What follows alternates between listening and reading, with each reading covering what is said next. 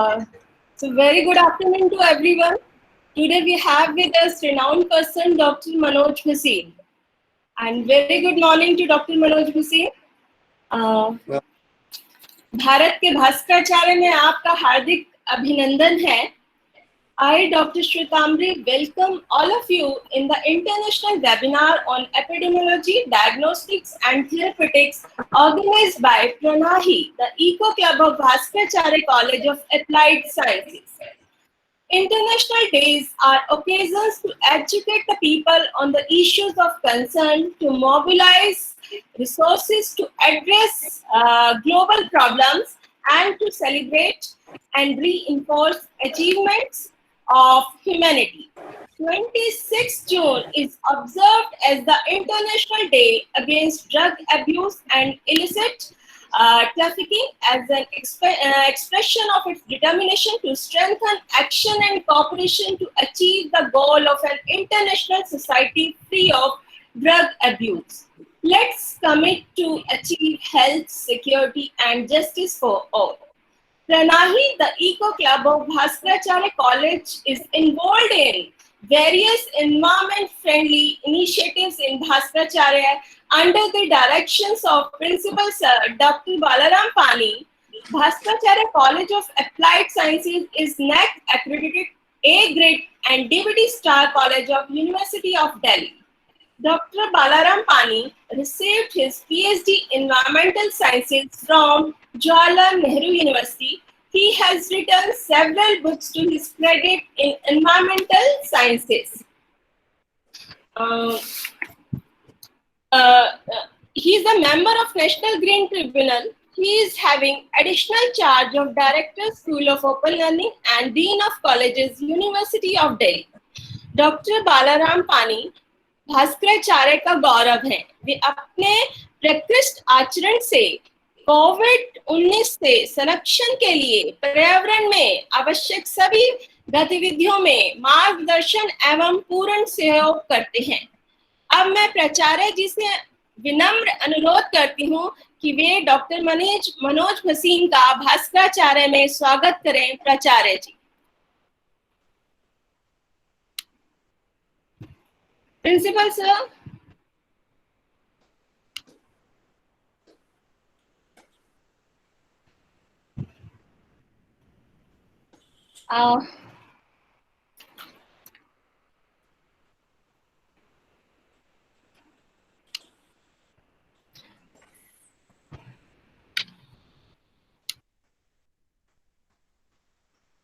श्वेताम्री, आप वेलकम कीजिए सर को. अभी शायद सर उसमें नहीं है मीटिंग में, आप कीजिए प्लीज.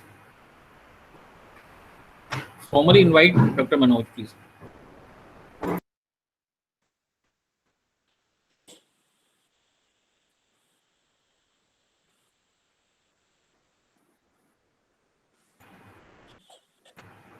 आवाज नहीं आ रही आपकी.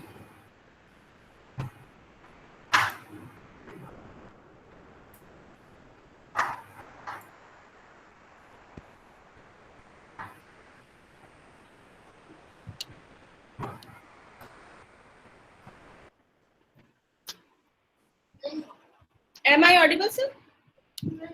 Yes, please. Yes. Before handing over the platform to Dr. Manoj Bhasin, I would like to give brief overview of Dr. Bhasin's profile. Future belongs to those who believe in the beauty of their dreams. परिंदों ने दूरियों को किया है खैर मकदम, हौसलों से ही हासिल किया है जहां हरदम.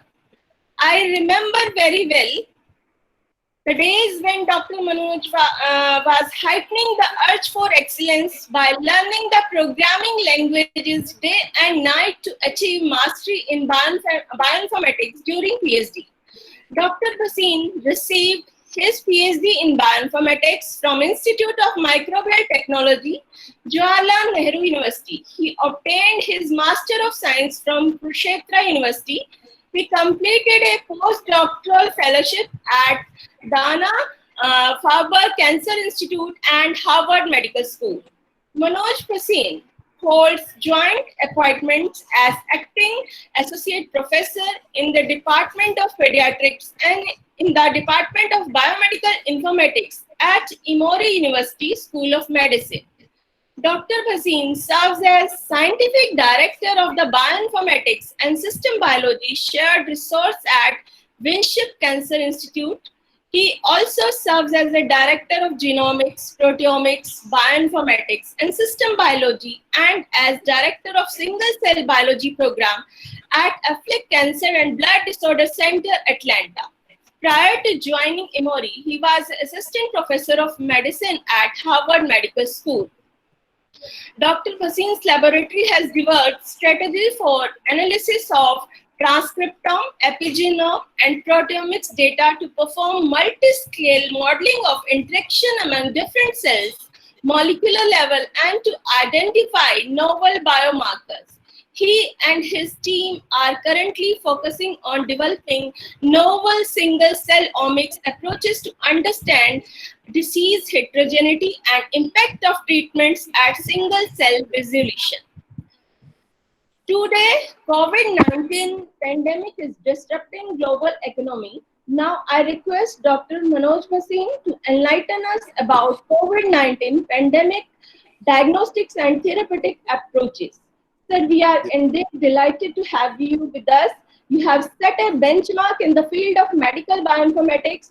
I'm sure it will be a great session with you. Now, it's over to you, Manoj sir. Once again, heartiest welcome in Bhaskracharya. Hardik Abhinandan. It's over to you, Manoj sir. Thank you so much, Swetambri. Thank you for the kind words. And is everyone can hear me well? Yes, sir. Okay, great. Okay,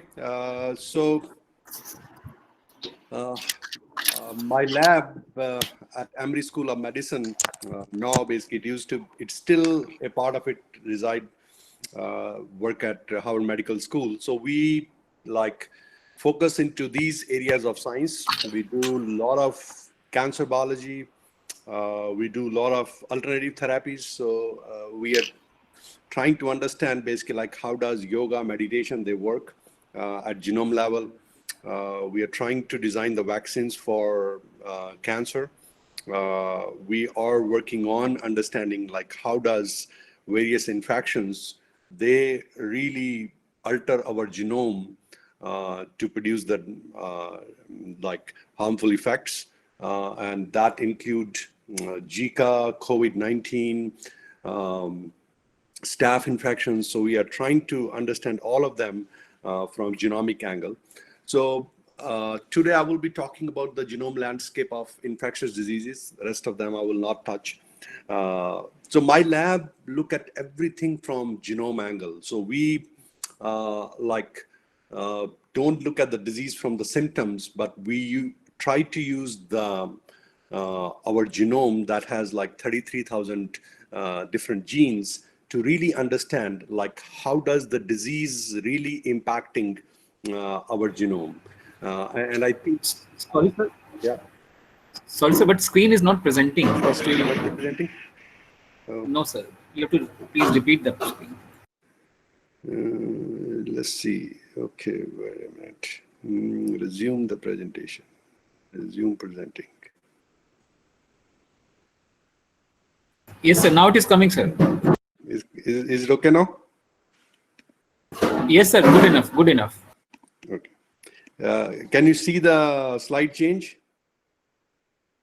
Yes, sir. Yes, sir. Okay, great. Okay, yeah. So my lab is mainly focused on looking at the diseases, infection diseases, as well as cancer from genome angle. So we are very much focused lab that does not look to a diabetes or infectious disease from its symptoms, but we are pretty much want to look at how does a disease change our genome, and then we try to bring the therapies or design the therapies that will fix that change. So I think I work with very simple agenda, okay, our life move with the genome. Genome dictates how does every gene in our body expresses, and how does they go bad when we have a disease, and then we try to bring the therapies that will fix those bad genes. So here I'm showing the foundation of functional genomics laid down by discovery of DNA and then by sequencing of human genome in 2001. So when we sequenced the human genome, we thought that we will have the cure for every disease. But the story is not even becoming complex, and where, like we say, like every cancer, every infectious disease is due to alterations in different cells, and these cells have very different kind of genomes. So my lab is pretty much focused on to looking at every cell of a disease in that context. So today we will be talking about COVID-19 or coronavirus caused disease. This is caused by a novel coronavirus. And I think you hear every day in the news that like this is like one of the disease that is become like a big pandemic across the globe. Right now, 190 countries are affected across the world by this disease. And how does this disease evolve? Basically, that is the first question I think we will try to answer. So coronaviruses are not new viruses. They are common cough and cold viruses. But SARS coronavirus 2 look like to, if we take the genomic sequence of this virus and compare it with all the SARS coronaviruses, so it looked like to us that it is primarily a bat virus. So it resides on a bat. And then like till last year, basically, we used to think that it is primarily a bat virus, but then somehow like this virus like either went to human being, that they ate something that has the bat, like they ate the bat and then like the virus transmitted to human, or the virus got some drastic mutation that made it like adapted to human genome or human host. But I think the second scenario, like where a bat virus in a single like leap can become a human virus, is look like to be a tough scenario. But like a lot of labs in United States, they are working around the clock to really understand like, is there some alteration happen in this bat virus that it become a human virus. But I think there are only two scenarios right now, either by consuming something that is contaminated with this virus, that's how it came to human genome, or like it has a evolution, but a single generation evolution look like to be a very rare event that we never observed in biology. But let's see, we will, I think, get the answers once we able to control this pandemic, because right now all the labs in the United States as well as across the world, they are mainly focused on, can we develop a vaccine, can we develop a drug to control this virus. So looking at the current scenario in United States is, I think, one of the leading country in coronavirus cases. So we have across the world right now 9.5 million total cases and around 487 deaths across 188 countries. And the United States, like most of the time I see United States as a leader in like medicine development, technology innovation, but we are also sadly as a front runner in COVID-19 cases. So we have like around 2.47 million confirmed cases in the United States, and more than 100,000 deaths due to this virus. And most of the states of United States, like we are 3 months or more than 3 months maybe now into this pandemic, but still like if you see here in these graphs, basically like California, Texas, Florida, like if you see from March 1st to June 24th, the numbers like started going up steadily, and now they're increasing at an exponential rate. Basically, in Florida, they're going up like anything. In Texas, they're going up like anything. My state, Georgia, the numbers are going up like anything. Some of the states, like in the East Coast of United States, like which have the peak of pandemic, and now they are able to control that pandemic pretty well.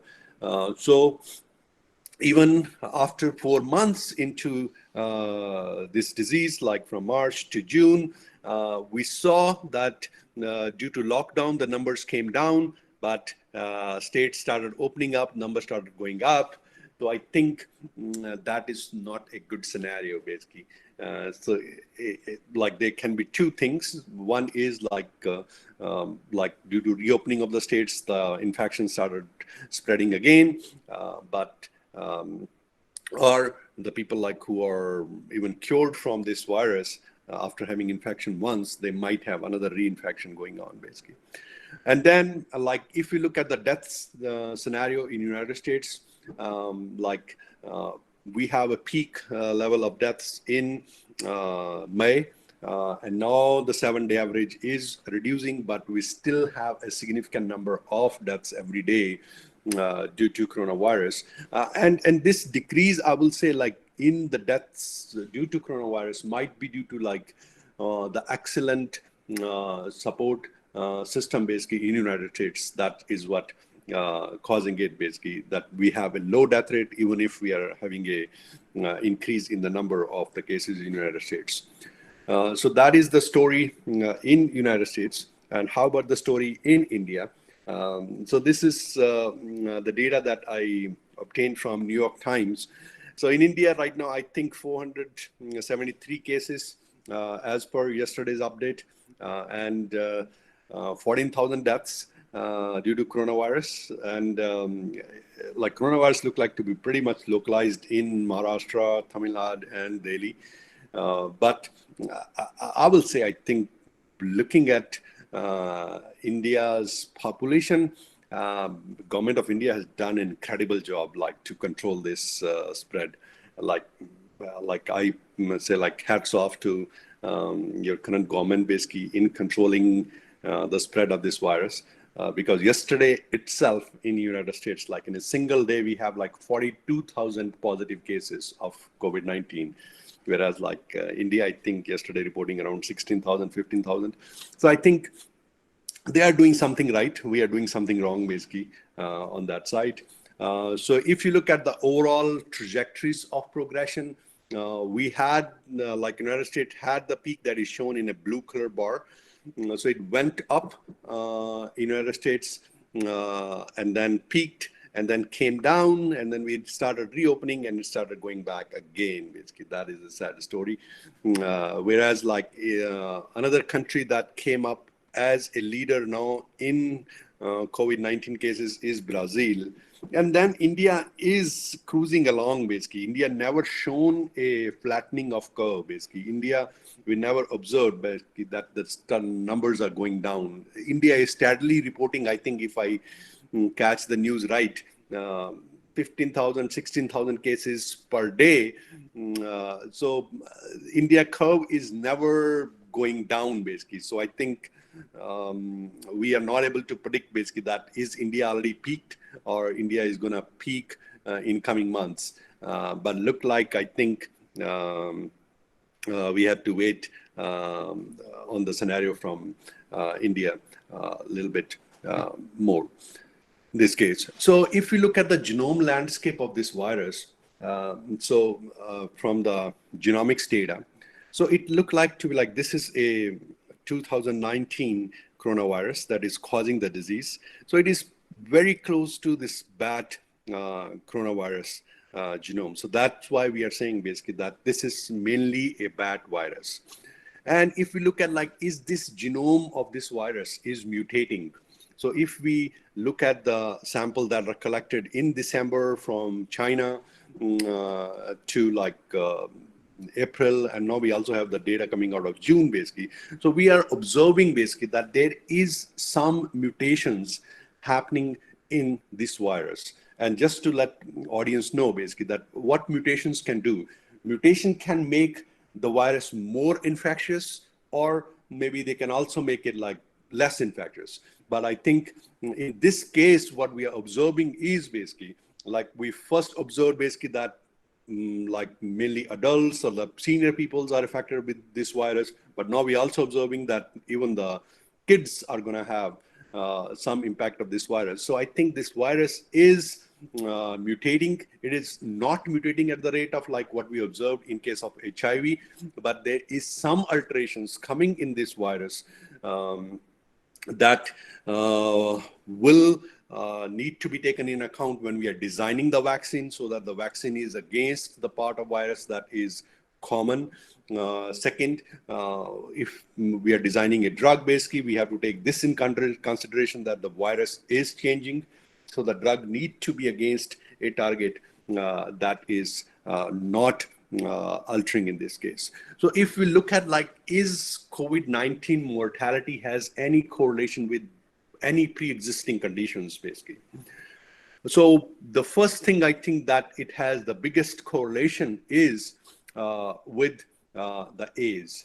Like the senior people have the maximum devastating impact from this virus, whereas now we see like small percentage of cases coming in kids also, but senior population with pre-existing conditions is one of the population that is mostly impacted by this virus. So is the virus spread has correlation with some of the other factors like social factors or like another pandemic? So is had any like cross correlation that kind exist? So for that, our group looked at like what is the correlation in between malaria and COVID-19. So on the x-axis, you see the malaria cases per million, and y-axis, you see the COVID cases per million. So you clearly see in this graph, basically, that the countries which have like a very low impact of malaria, they are the hardest hit by COVID-19, basically. So that is a very interesting thing. And I think that is interesting thing from India point of view too, because India, I think, had significant impact of malaria. So that might be a reason that India have like just 15,000 cases per day, as compared to United States, like 40,000 cases per day. But we don't know basically right now, basically, is like malaria infection gives any protection against COVID-19. It does not look like to be a scenario, but we have to wait for like a little bit more time to when these results will become mature. Then the second story we looked at is like, is smoking has any correlation with protection from coronavirus? So here is the percentage of smoker in every country. Each dot represent a country, and then COVID-19 cases per million. We don't see any significant association in between smoking status and COVID-19 cases. Then we looked at like, is there any correlation in between population density and poverty and COVID-19 cases, basically? So we do see that with population density, the correlation of coronavirus cases is straight line, basically. If there's a more population density, more coronavirus cases. And I think that is easy to understand, basically, because if you don't have a social distancing, if you don't have a space for social distancing, you will catch this virus somehow. Then we also looked at the GDP. Is the countries like which have a higher GDP, do they have a more impact of this virus? Yes, that look like to be a scenario. But that might be due to the case, basically, like, because here we are calculating the incidence of COVID-19. And incidence of COVID-19 is totally driven by the testing, how much testing we are doing.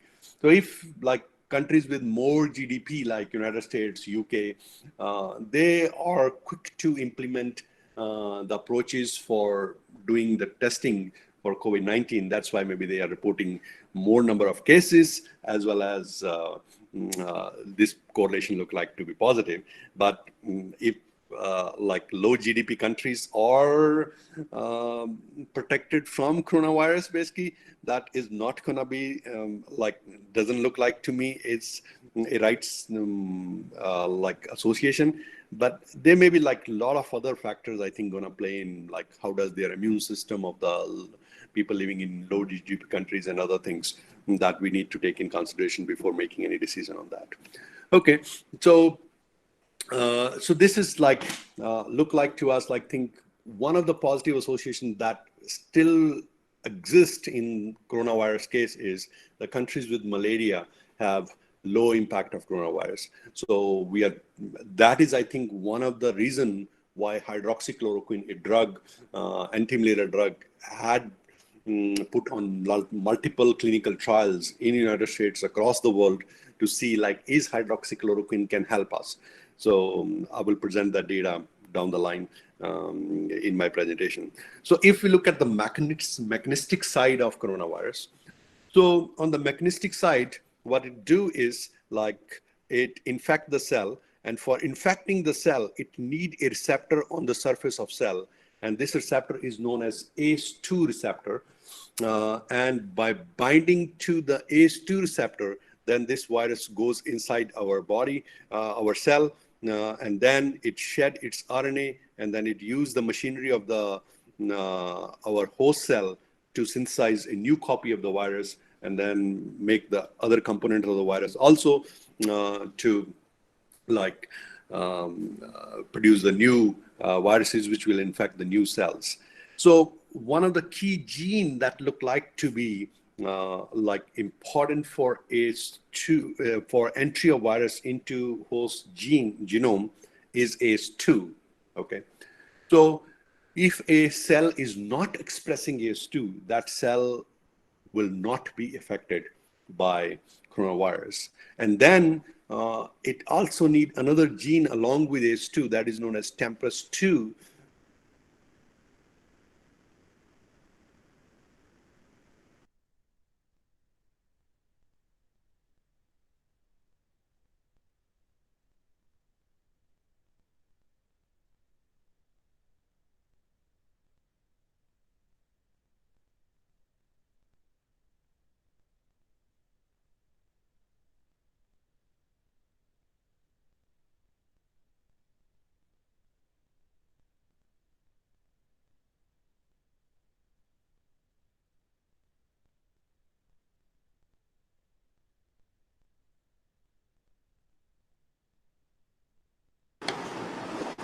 Manoj sir, audio is not coming.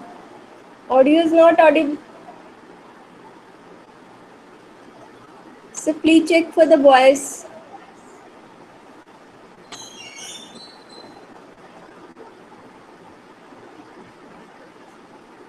You are not audible at all. Manoj sir, we can see the presentation, but audio is not. Nothing is audible.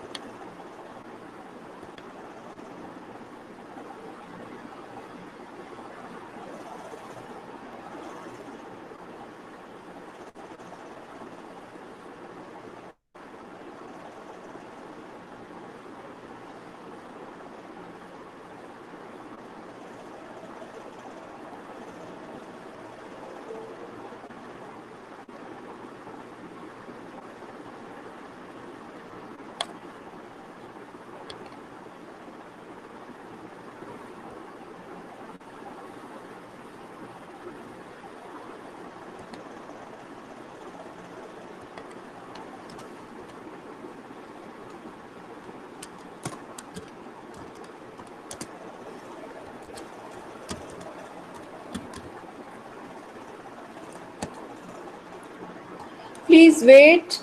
A speaker is from USA. He has lost the connection. He must be trying to reconnect. I'm sorry for inconvenience.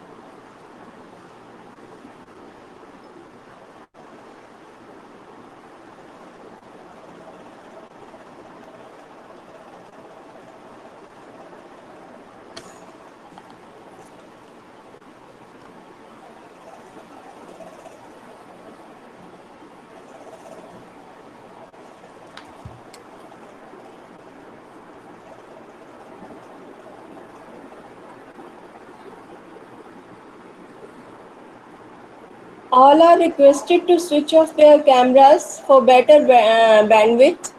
Please have patience and help us.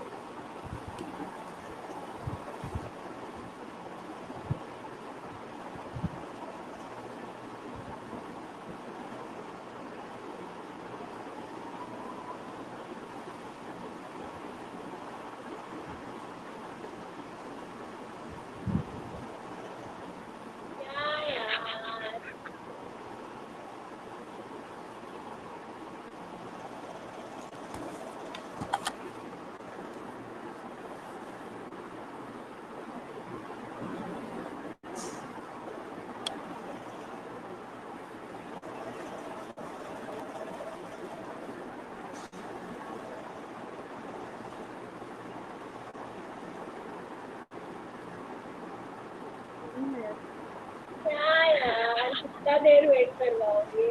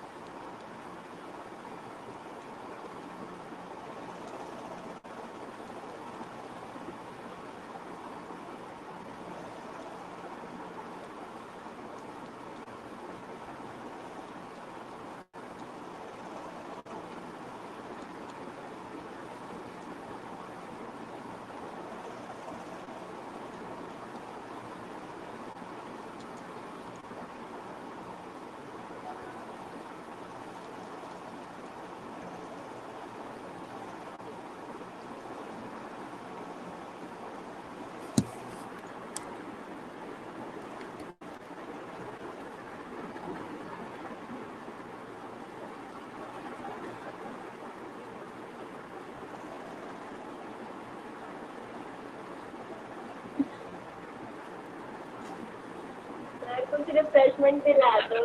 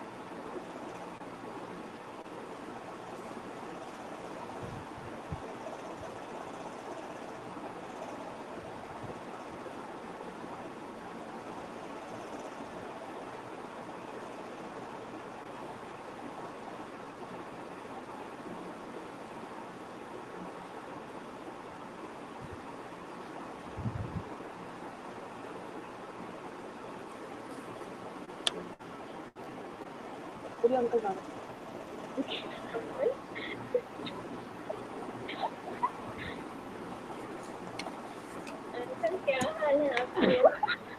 कितना पढ़ाई कर रहे हैं ये पढ़ाने के लिए?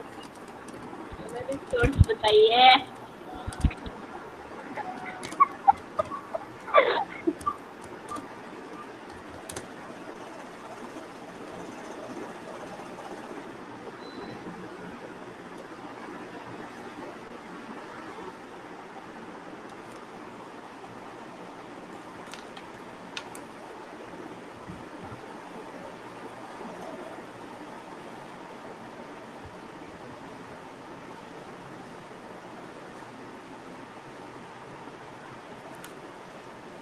Hello, मैं ठीक हूँ, बताओ, जल्दी बताओ, मैं वेबिनार में हूँ।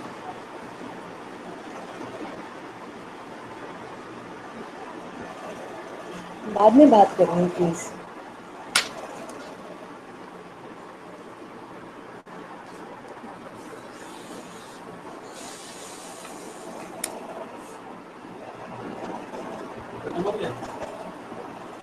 मनोज के कनेक्शन में ब्लूटूथ है।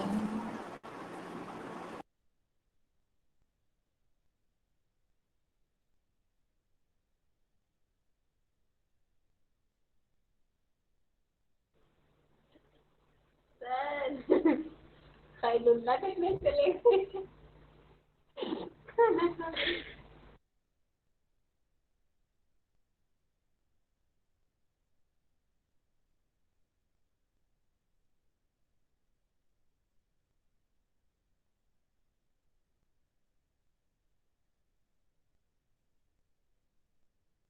बताओ तो क्या बोलूं अब मैं।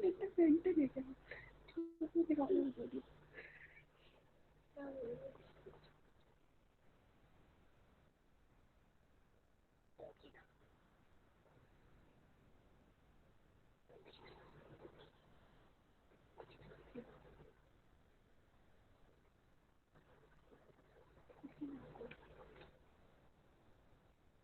Sir ji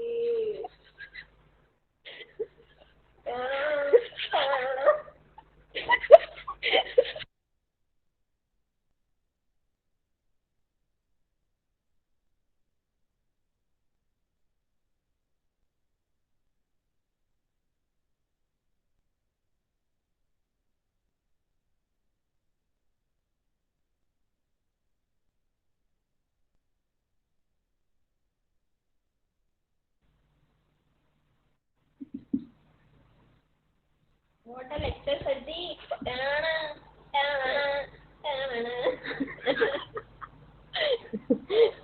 What a lecture.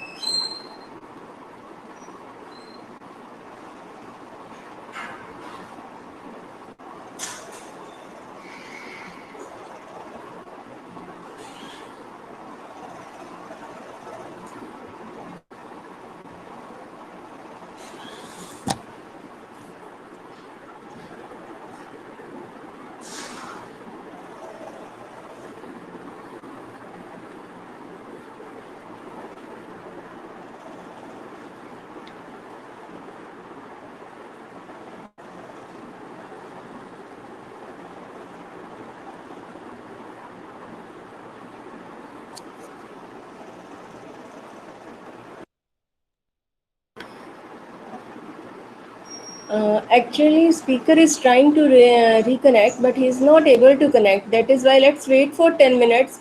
If he will be able to reconnect, then we will continue. Otherwise, we will arrange it sometime again.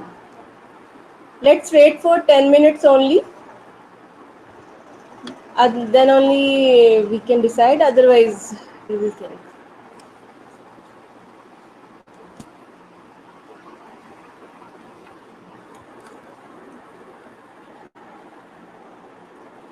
because of wet weather in like US and India, he is not able to connect with us. So sorry for inconvenience.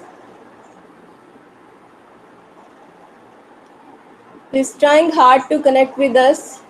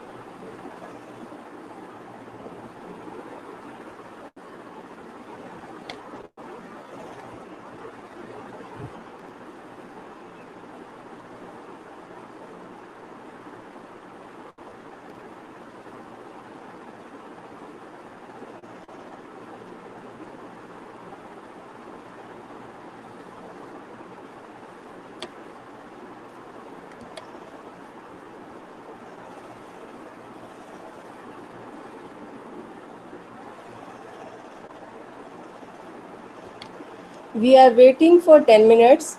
If he is able to, Dr. Manoj is able to connect with us, we will continue the session. Otherwise, we will hold it some other day.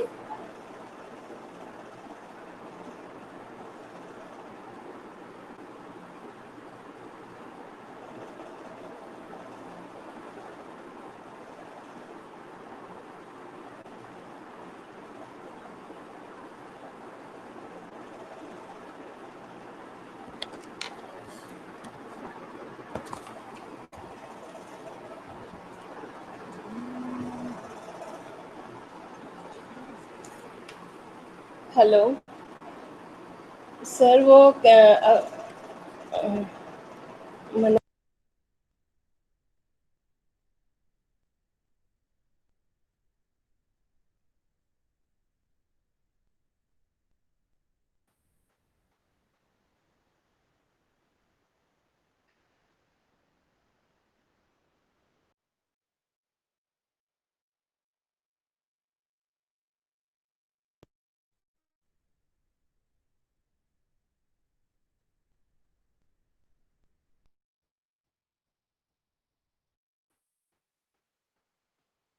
and presented the whole slides. So I don't know where you guys lost me. I have no idea about that. It's anyone, can you tell me like where you guys lost me in between?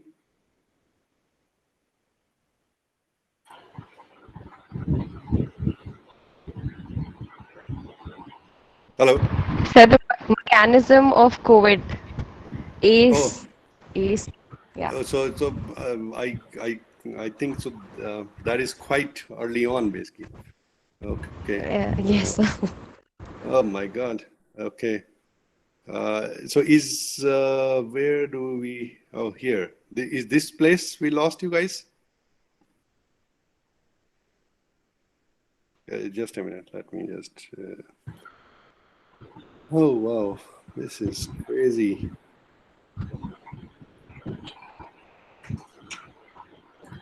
sir, you were telling about the receptors of the This is human the cell. place we lost you guys.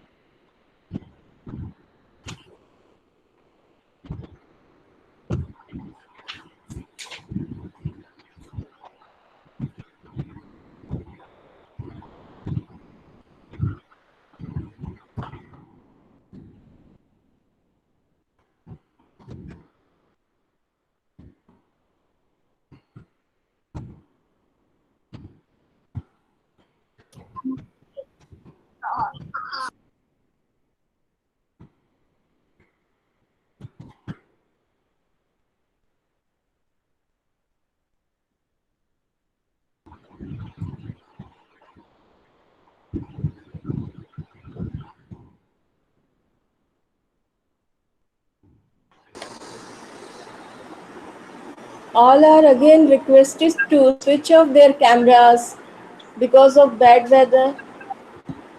We may lose the connection again. Thank you.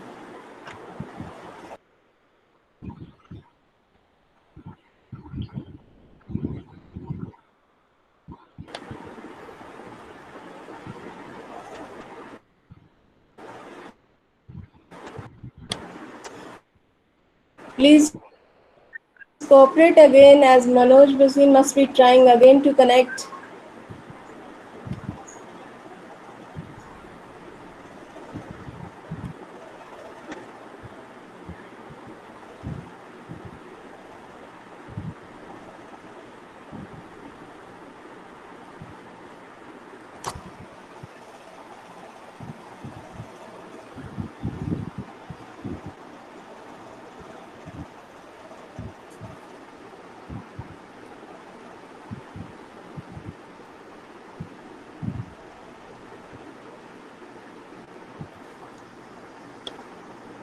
This platform is working really good. I'm using this platform for first time, but I think too many people, I think it's not able to take the load.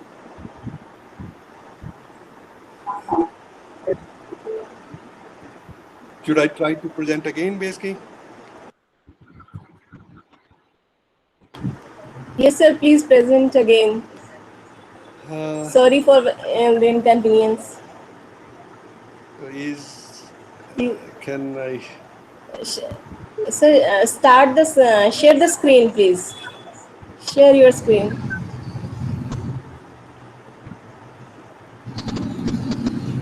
Can you see my screen? Your presentation must be there, and there is a present now. Then Yeah. share screen. Yeah. Now your presentation is being displayed. Thank you. So. Yes, sir. Now we can see your presentation. So this is a place where I'll lost you guys? Yes, sir. Yes. Yeah. Okay. So I don't know, like, so I will present, I think, but make some noise in between so that I know basically that you guys are still there, because I cannot see like the other screen. I just can see like my slides. Okay. Okay, sir. We will keep informing. Yeah. Okay. So I think maybe on the mechanistic side, I will maybe just not present that part, but I will go to maybe the vaccine therapeutic strategies of it.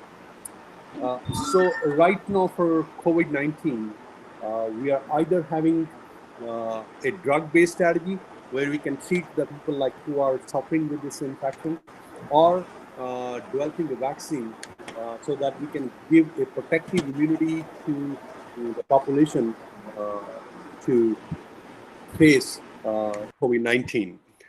So both of the strategies are like tried across United States as well as in the world for treating COVID-19. So in my next 10-15 slides, I will present, I think, the major things which are being done in this area. Can you see my slides going ahead? Yeah, I can. Yes, sir, we can see. Yes, sir. Okay. Yeah. So if you look at the clinicaltrial.gov, basically, where all the clinical trials that have been conducted, they need to get registered. So this is the cloud map my lab prepared for that. So based on the current clinical trials, hydroxychloroquine is the drug that is being tried in multiple clinical trials for COVID-19. The second number drug that is being tried is an antiviral drug that is known as remdesivir. And then a lot of anti-inflammatory drugs are being tried for the treatment of COVID-19. Okay, so hydroxychloroquine, I think, is one of the drugs that in first 2 months, there is a lot of hype about this drug, basically, that it is a great drug for treating COVID-19.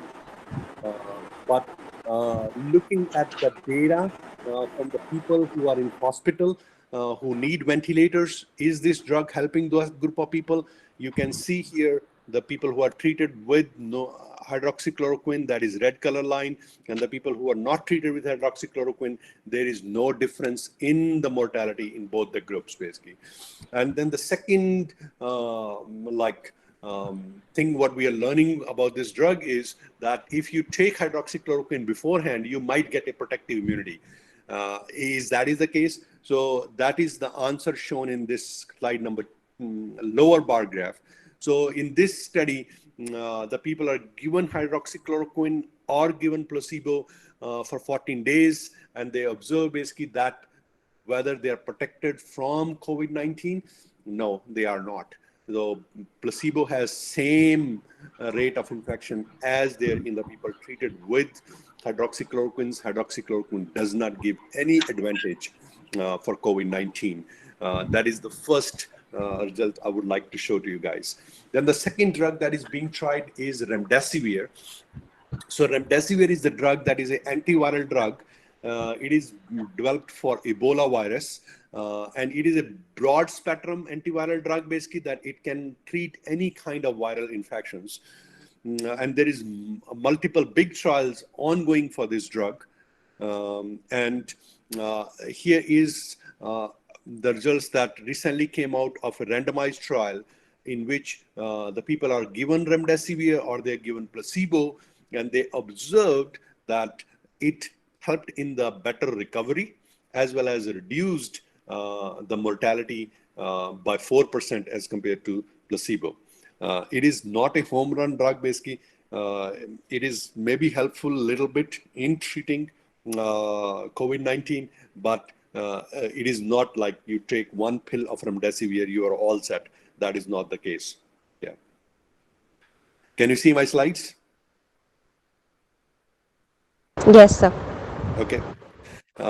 Then another regime of drugs that are being tried for COVID-19 is anti-inflammatory drugs. And there is like multiple groups, multiple companies, pharma companies, they are like repurposing their anti-inflammatory drugs for treating COVID-19, because what observed in COVID-19 cases that it leads to a cytokine storm, basically, where all the cytokines of our body, they come up, body go into a hyperinflammation state. So can you cool down the body from this hyperinflammation state for treating COVID-19 disease? So when we looked at the results from some of these trials, so the first one is IL-6, anti-IL-6 treatment. There's an anti-inflammatory treatment that block IL-6 pathway or IL-6 receptor. When we looked at that data, both in standard of the care as compared to anti-IL-6 therapy, there is an advantage in lowering the mortality rate due to COVID-19. So that is the first big trial that shown that there is a small benefit on using anti-inflammatory drugs for the treatment of COVID-19. Then one of them therapy that is being tried in the United States as well as in India is plasma transplant from the patients who recovered from COVID-19. There is multiple trials ongoing in United States as well as India is also having, I think, 1 or 2 trials ongoing on transplanting the plasma from the patients who survived from COVID-19 and giving it to the patient who are having an active disease. So this is a cartoon made by my 12-year-old son, where he's trying to show that COVID-19 patient who recovered from COVID-19, their blood will be drawn, then you take out the antibodies from that blood, and those antibodies will be given to the people to have immunity against coronavirus infection, or given to the people who are having active disease to protect them from coronavirus. So this strategy is not a home run, I will say. Because there is multiple things attached to it, basically, like how will we make sure basically that the person who survived from coronavirus, he now have good amount of antibodies that can be given to in another patient, and they can protect him from coronavirus. A lot of time it was observed that patient recover from coronavirus but does not have enough titer of antibodies for transplant. That is the first thing. Second thing is what we observed is that the virus is getting mutations. So if the person who has one type of virus who recovered from this disease, and then we transplant it into another patient who is having active disease, but that coronavirus is different virus as compared to the one with which the patient recovered. So then it is not going to help. It needs to be like absolutely same virus, basically, because our antibodies are against that virus. So it has multiple limitations. This is the results from one of the study that is just completed for giving plasma to the patients who are having active disease and comparing it with the controls who are not given the plasma. So the patients who are given plasma transplant, they have less amount of oxygen required to those patients, and they also have a better survival as compared to the patients who are not given the plasma therapy. So there is some advantage to giving the plasma therapy, but it's still, it is not a home run. Can you hear me? Hello? Yes, sir. Yes. Okay. Another therapy that is being tried is statins. A lot of people who are having underlying chronic conditions, they usually take some statins. Like people with diabetes, people with cardiovascular disease, they take some statins. This is an observational study where they try to see is statins are helpful in getting better recovery from COVID-19 or not. So you see all these different curves, basically but I will say maybe just focus on this curve shown here, that the people who are taking statin and people who are not taking statin, and if you match them with age, gender, as well as all different conditions, so the people who are taking statin, they have 5% to 5.2% of death rate, as compared to the people who are not taking statin, they have 9% of death rate. So statins are helpful in recovering from COVID-19. Then one of the recent great news came out of University of Oxford, where they are trying, where they tried an old drug known as dexamethasone for treating COVID-19. Here is the glimpse or overview of the results came out of that study, where you can see that the people with, they tried it on 7,000 people who are given usual care and who are given dexamethasone along with usual care.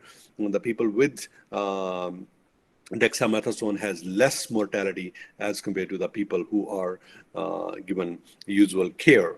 But then they also did a subtype analysis, subgroup analysis, and tried to see is it effective in people with the mild disease, or it is effective in the people with the serious disease.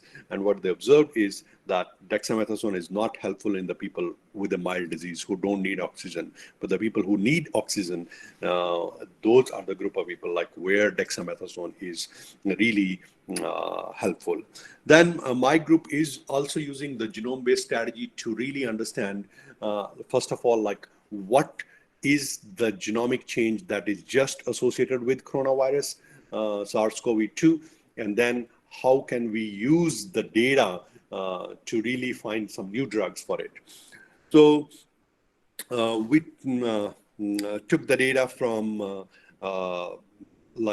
mock infected lung epithelial cells, as well as we also looked at the data which are infected with SARS-CoV-1, SARS-CoV-2, influenza virus, as well as MER virus, and compared what are the gene changes happen when these viruses infect our lung epithelial cells. So what we observed is shown here, that all these viruses have like all these gene changes.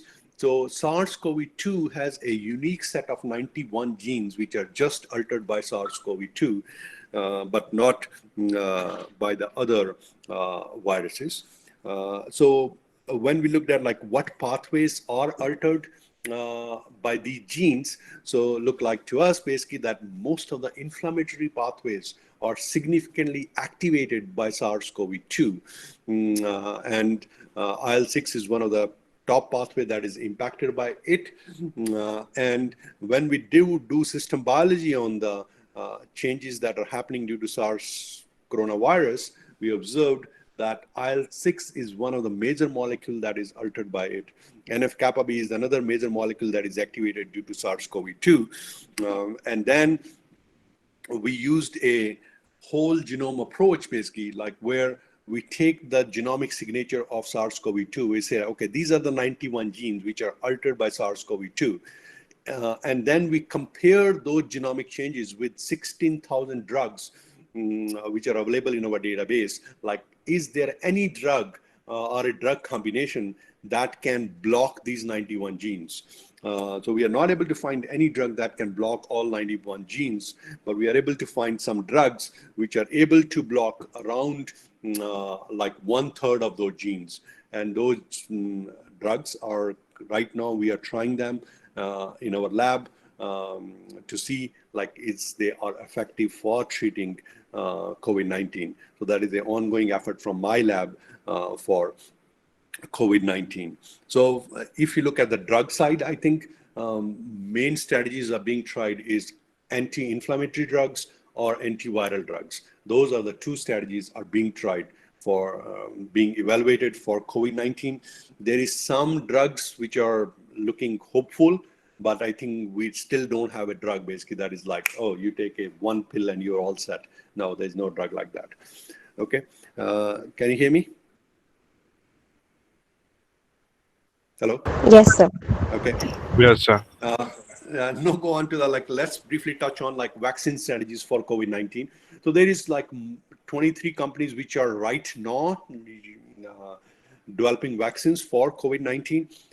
And they're using multiple strategies for developing vaccine for COVID-19.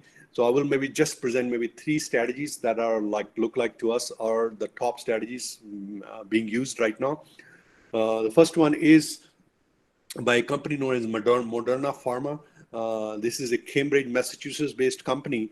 What they're doing is they're taking a segment of RNA from this virus and putting them into their proprietary lipid nanoparticles, and then giving those lipid nanoparticles to human cells. And then they see like, is that gene is expressed by those cells and able to mount anti-SARS-CoV-2 immune response or not. And in their phase 1 data, they have shown that 8 people who received this vaccine, 3 doses of this vaccine, they have the neutralizing antibodies. But is neutralizing antibodies are able to save the patients from reinfection or able to save the general public from getting SARS-CoV infection? That is still need to be answered. But this is the step 1, basically. Right now, I think they are just starting into the phase 3 trial. Second strategy that is being used is a very traditional approach of inactivated virus that is being used by a company from China. And they are reporting the data that when the vaccine is given to... But then?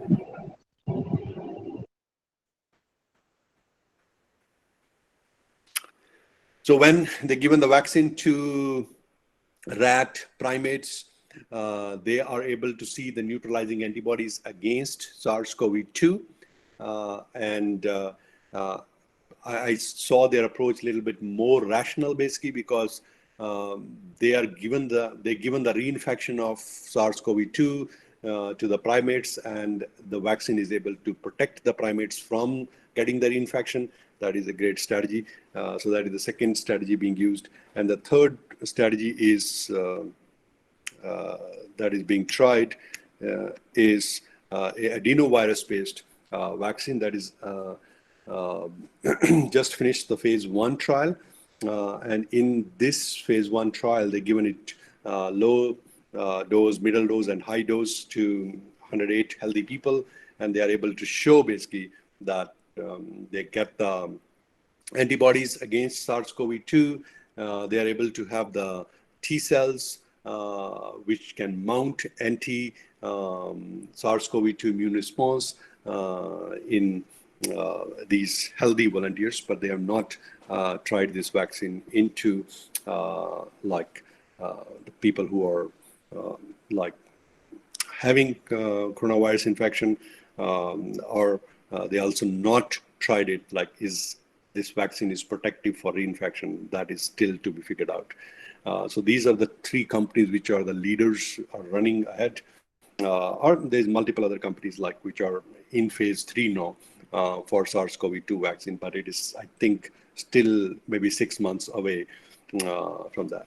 So looking at all the vaccine strategies, all the drug strategies that are right now like available, there is no home run strategy for COVID-19. There is no drug that can treat COVID-19 very effectively. So I think the best advice I think I can give, like as a scientist who are working day and night in SARS-CoV-2 field or COVID-19 treatment strategies, is like maybe stay away from each other, wear masks, use hand sanitizer, wash your hand. That is, I think, is the best deal basically to protect yourself until we have a vaccine or a drug for treating this disease. And I think where all of public can contribute is like by blocking the chain of infection. So like here, we are beautifully showing basically that if like one of you block the spread of infection, the whole of that chain got killed. So please do your part and try to like stay at home, basically work remotely, or don't go in crowded places so that you can block one arm of that chain. And I would like to thank all my team members as well as my collaborators who are working with me to test these drugs. And I would also like to thank my funders who are giving us money to do all the work. Yeah. So I think I'm sorry I got disconnected in between basically, but I never realized that. And I finished my presentation. Then I realized when I checked my phone. But I think next time we will try to do better. I think maybe, I don't know, I never that comfortable with this Google Meet thing basically, but I think some other softwares are a little bit better than that, but I think we'll take it down the line. Yeah, so I think that's it I would like to present, and I will be happy to answer some of your questions. And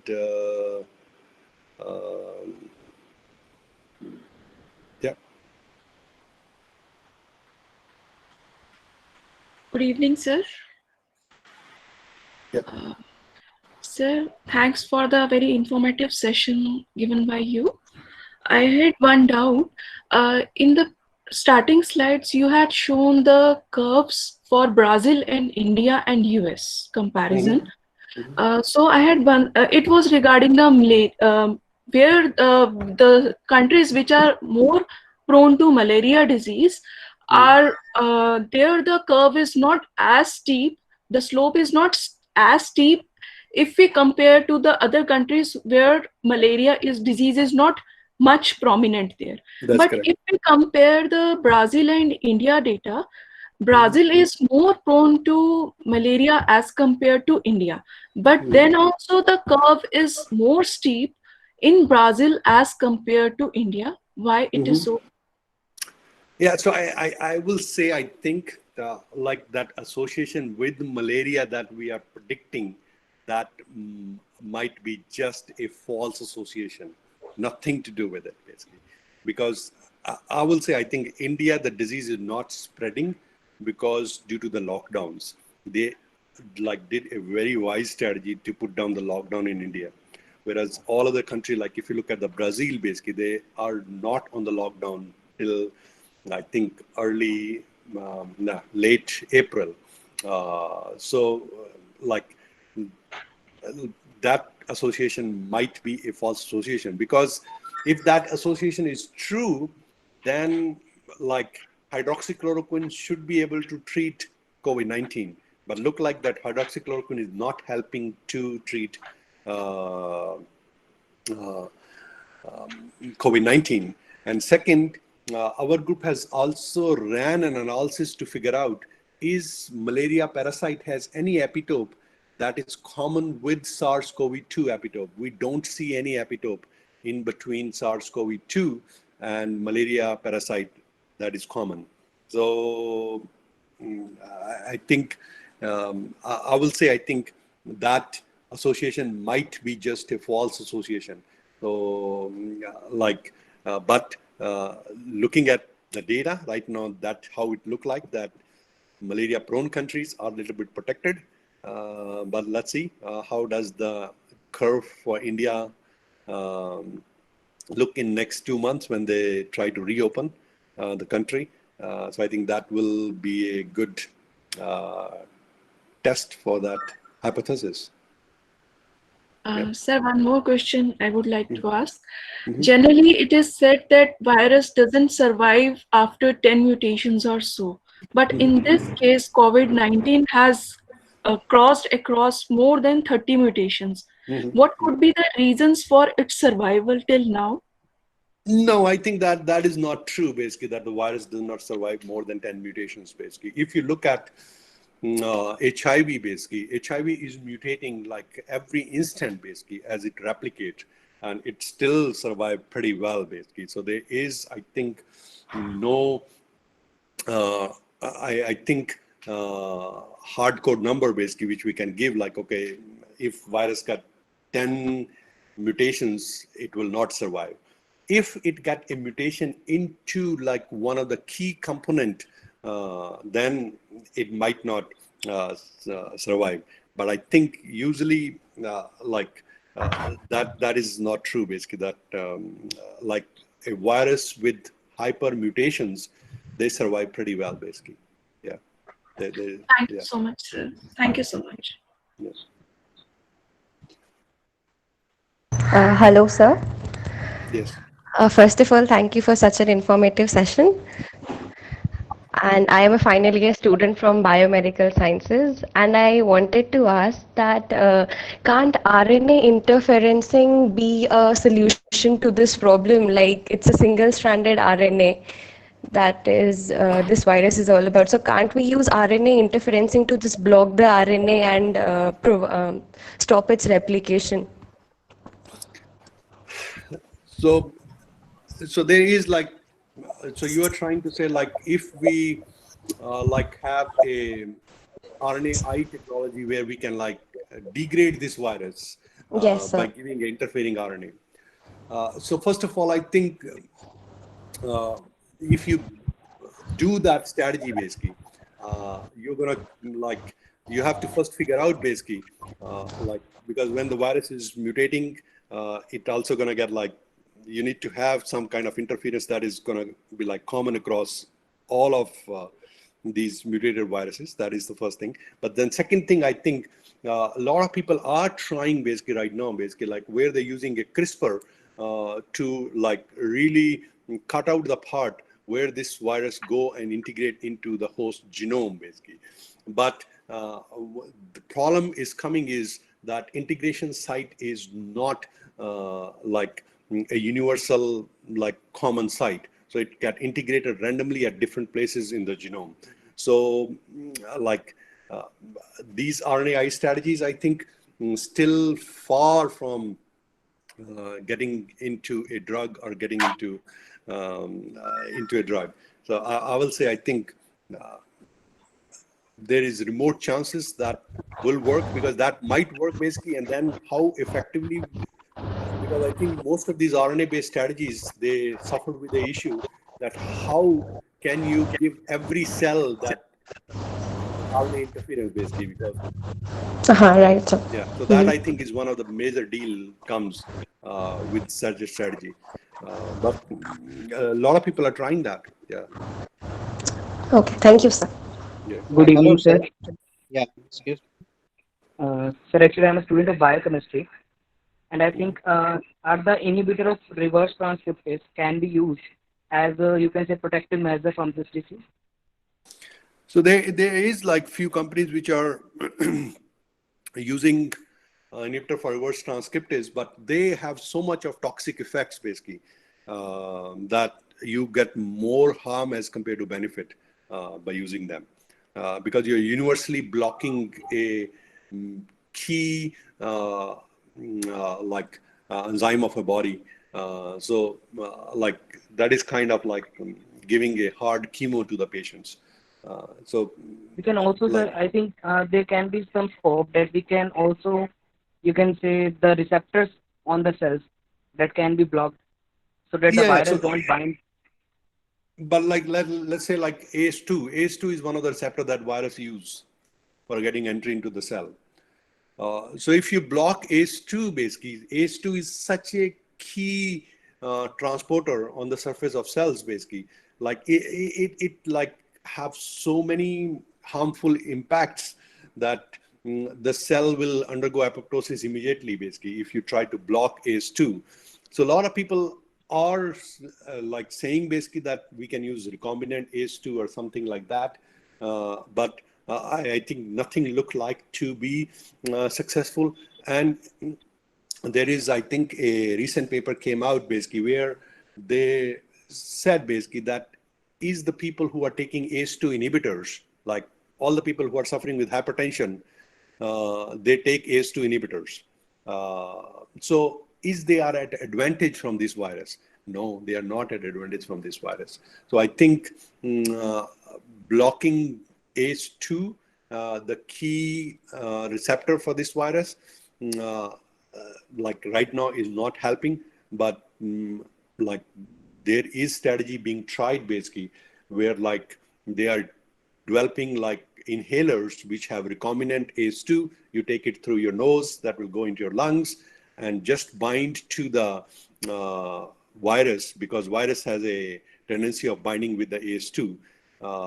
But still, I think in phase 1, not in phase 2 or phase 3. Yeah.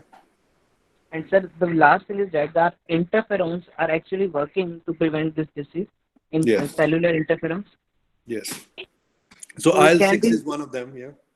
so it can be possible that without taking any medicine, our own interferons can eliminate the disease completely from the body.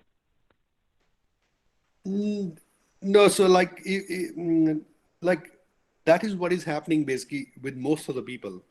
Like you got an infection, you got fever for some time, and your body handle the virus. That is what is happening in most of the like healthy population. But if someone is having diabetes, cardiovascular condition, who are chronically ill, the immune system is not able to mount enough amount of antiviral response. And if there is not enough amount of antiviral response, then the virus take over the immune system and then like cause damage to the lungs, kidneys, heart, and causes multi-organ failure and all that.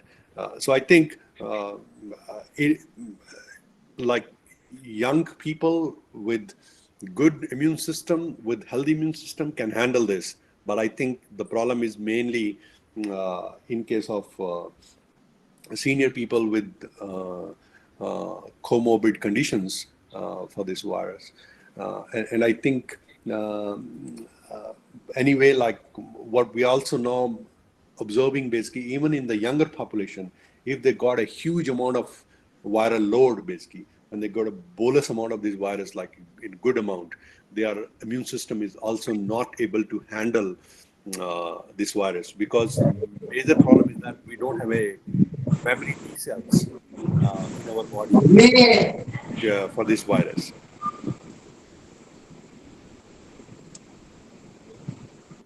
Hello, sir. Yeah. I want to know whether this virus is natural or man-made. First question is that, and another is the population in India is using a lot of herbal contents. What are your thoughts on, because as curcumin and all these quercetin is having anti-inflammatory abilities. So Mhm. what are your thoughts on that? Lot of debate are going these days here on herbal drugs. So I think to your first question, I think I don't have answer to that one. Basically, like, is it a synthetic or man-made virus or it is a natural virus? Because I think that questions will be investigated down the line. Basically, we all, like groups working on the scientific premises for this virus, we are going to be like doing some science on the evolution of this virus down the line. But right now, I think everyone is focused on drugs or the vaccine for the virus. So I think no answer on that part. But then the second question you ask is like, is curcumin is helpful, or like with any semnifera is helpful, ashwagandha is helpful or not? So I think like these, like I like a lot of research from a lot of groups came out and they say like, oh, curcumin is anti-inflammatory. Yes, but the main problem I think with curcumin is basically the absorption. Basically, it does not have like a huge absorption into the tissues, so you like cannot like give enough amount of curcumin to the patient to mount the anti-inflammatory response. Same thing is with like ashwagandha. Like I was reading a study basically like where they are saying basically like, oh, ashwagandha might be useful for COVID-19, but like we never seen a study basically where they are able to get enough amount of ashwagandha into our blood. And so because it is, we have very short half-life, it is cleared out of our body very quickly. Like we need to, I think, design the strategies for these natural compounds, like where they become more stable, more absorbed in our body, to really bring the beneficial effects. I think without that, I will say, I think just buying the curcumin from the shelf of a store and using it might not be helpful. But I think our group is trying to work out, basically trying to figure out basically like if we can design some nanoparticle based or something, some other way where we can stabilize these natural compounds for treating COVID-19. Without that, I think it's going to be tough. Yeah, because the inflammation that is mounted by this virus is huge. So we need very strong anti-inflammatory things for that. Yeah, that is my feeling. Yeah. Thank you so much, sir.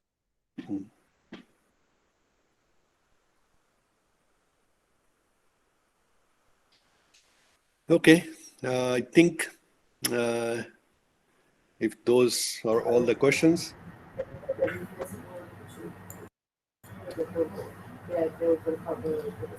May I request Dr. Frankie to please come? Hello. Yeah. Yes, thank you very much. Our special thanks goes to our eminent speaker, Dr. Manoj, for the very insightful presentation discussing the different approach in combating COVID-19. We also thanks our principal for letting us Eco Club hosting this very insightful international webinar on this current pandemic. We highly applaud coordinators and convener for taking up this great responsibility to help us fight this COVID-19. We also thank our audience who made this international webinar a meaningful one through your participation. Thank you for all patience and bearing with us despite technical problem. This is the end of the webinar. Stay safe and healthy, everyone. Thank you. Thank you very much.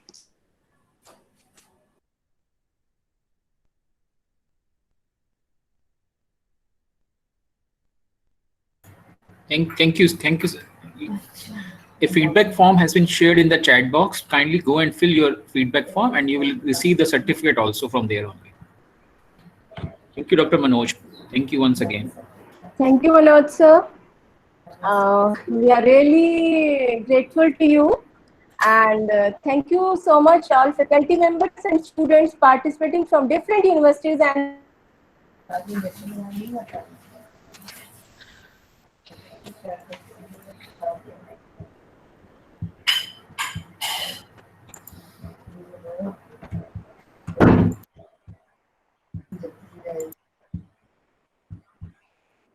my connection is getting lost again and again because of bad weather, or I don't know why. So thank you so much, all of you, and we will be looking forward to meet Dr. Manoj Bhasin again in future. And thank you so much. And I think please fill feedback forms, and you will be getting certificates after filling feedbacks only. Thank you all. सबका हार्दिक धन्यवाद and namaskar. Link is enabled and shared in the chat box for the feedback and certificate. And here I request all of you to please share, submit the feedback form and you will receive the certificate from there only. I would like to thank Dr. Amish Mittal sir, who is a person who is this webinar was possible only because of his continuous selfless support and inspiration for executing various programs in the college. He is always extending helping hand. Thank you, sir.